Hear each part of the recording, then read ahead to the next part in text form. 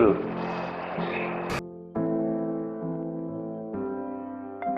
I am Sital Chandra De, a devotee of YSS of India.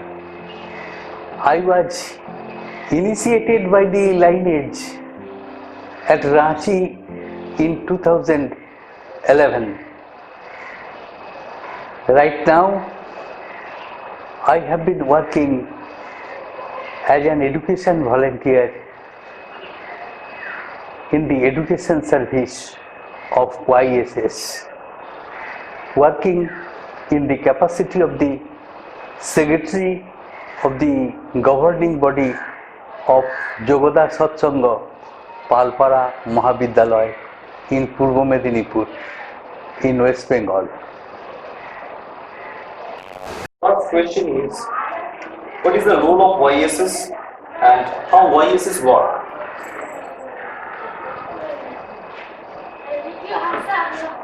Yes, this should be the first question. YSS was established by our beloved Gurudev Paramahamsa Yogananda in 1917. Since then, it has been engaged in rendering service to the spiritual evolution of the mankind. YSS has been imparting spiritual training on Raj Yoga in the lineage of Babaji Maharaj. This science and art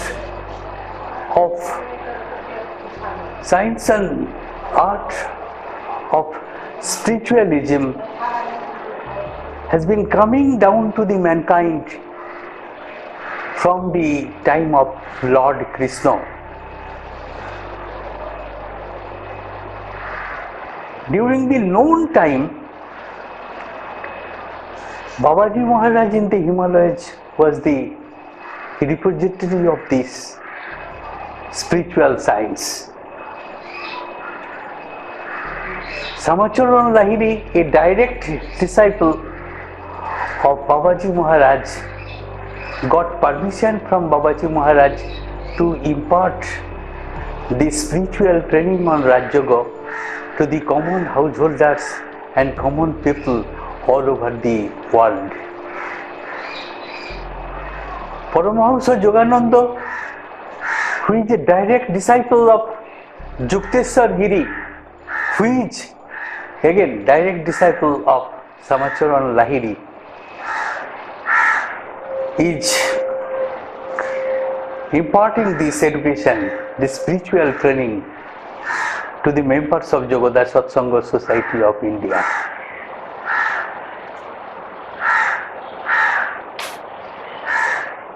This is,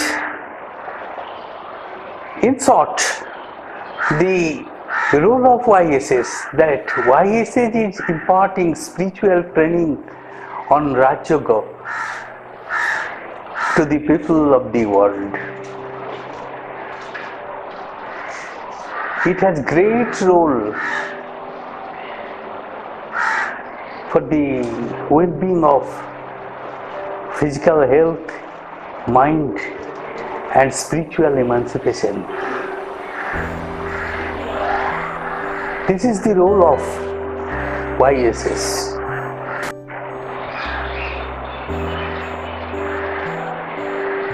Now coming to the next question, Karma Yoga or Jnana Yoga, which one needs to be modified in the 21st century?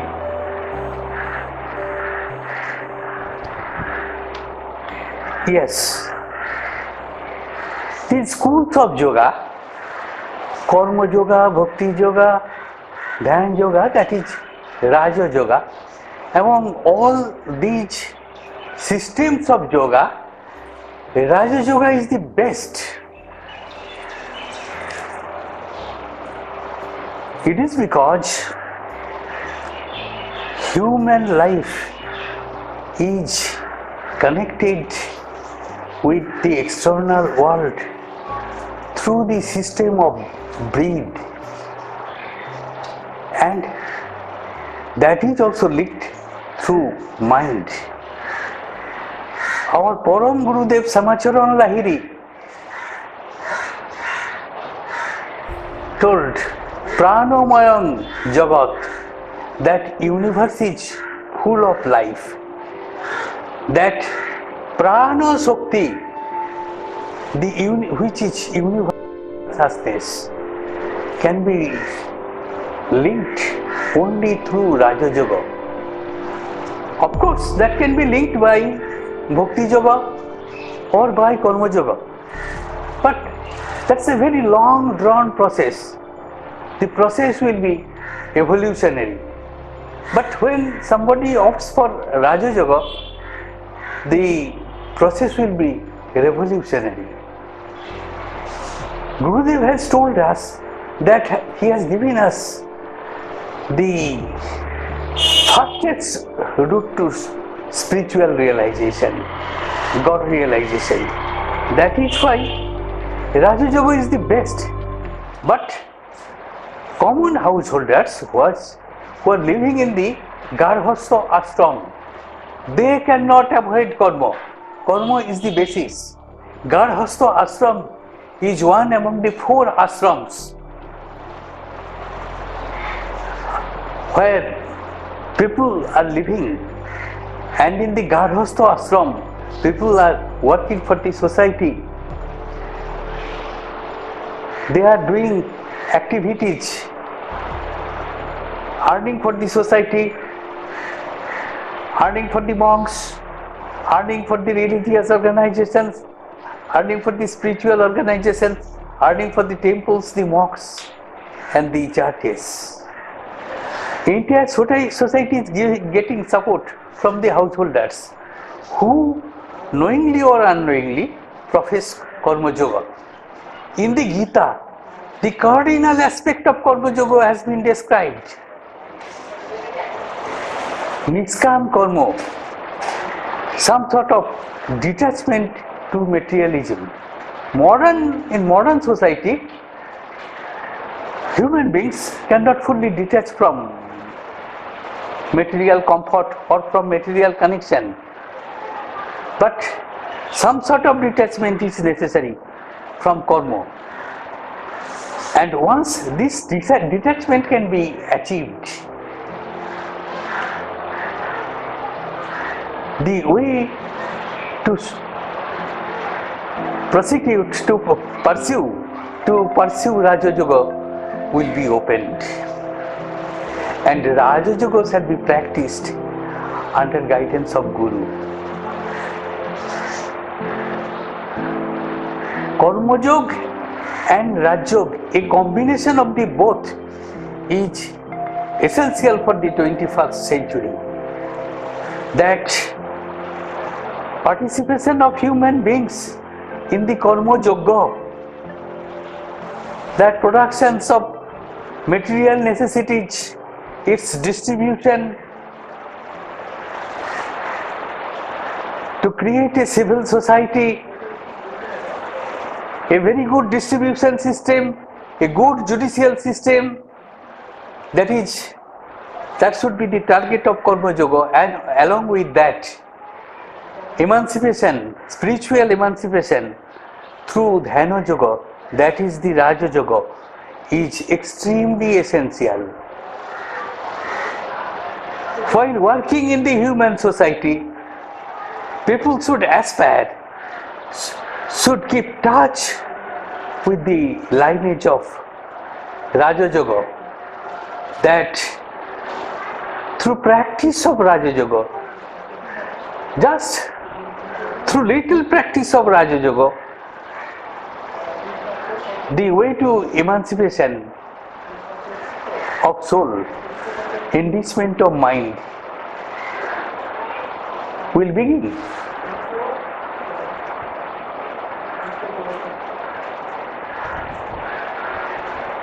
The next question: spiritual evolution of human race. spiritual evolution. What is spirit? It is universal consciousness. Not even the mind is consciousness. In the material plane, in this age of quantum physics, we know there is no physical realities. The physical reality which we see in the external world is a quantum reality. It is like a show in the cinematography.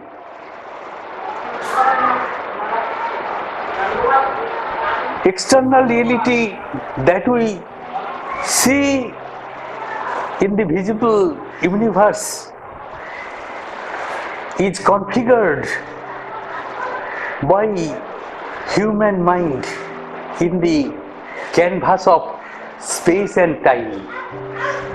What we see is the projection of human mind, interaction of human mind with the space and time. Einstein described it as space-time continuum.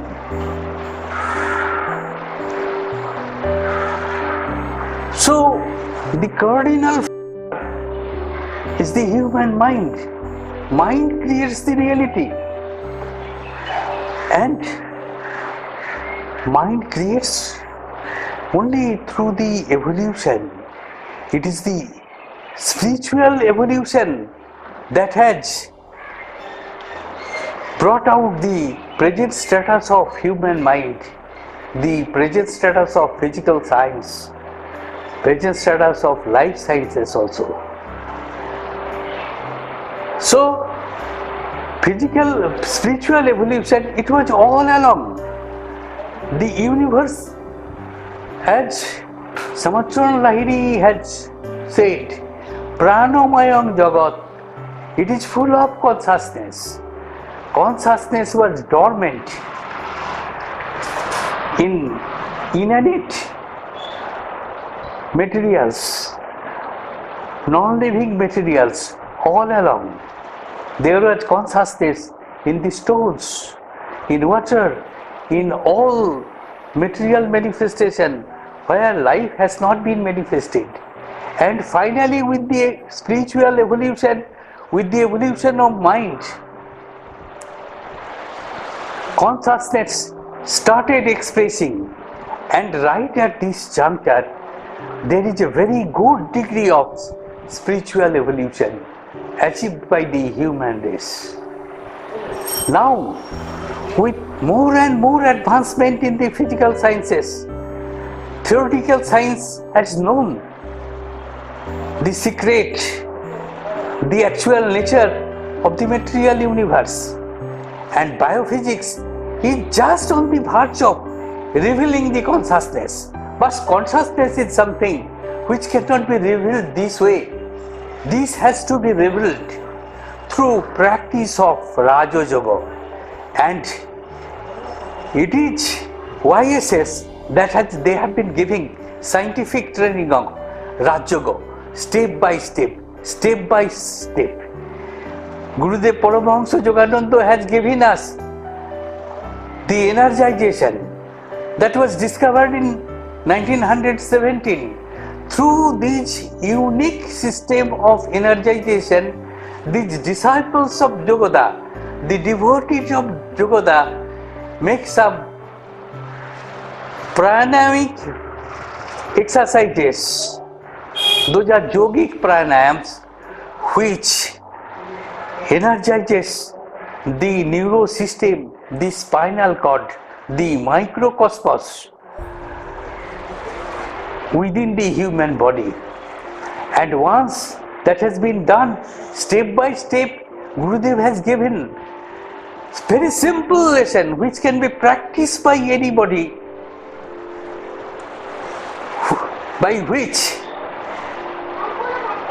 there will be awakening of spiritual consciousness in the human body. And with this evolution, human beings will realize God. And even before that, with this enrichment of mind, when mind will be enriched, will be concentrated, a state will come to every devotee, to every disciple, that they will, through intuition, know the secrets of material science. If they like, they will be endowed with such power as to link with the universe within himself, will realize. Once that is done, the disciple will be capable of radiating so much magnetic field around him that the society will be transformed. Human mind will be transformed. Human mind will be transformed. And a stage will come with a few Raj Yogis will transform the society.